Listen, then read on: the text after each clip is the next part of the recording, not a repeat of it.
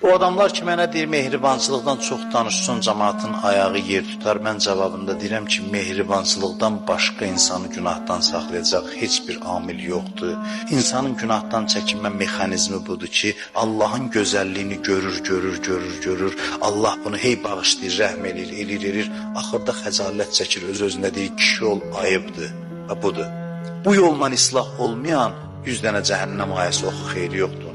Məhəbbət adamı ayıltmasa, axırda insan gərək bu nəticəyə gəlsin ki, bəsdir də yekə kişisən, ayıbdır. İstəyir ki, bu şəxsiyyətli adamın tövbəsi budur. Buna dəlil Şəbaniyyə xütbəsi. Deyir, məni günahdan saxlayan yeganə şey odur ki, öz məhəbbətini mənə göstərəsən. Yeganə, başqa bir alternativ yox. Bu duadda. Yeganə şey ki, məni günahdan saxlayır, sənin məhəbbətindir.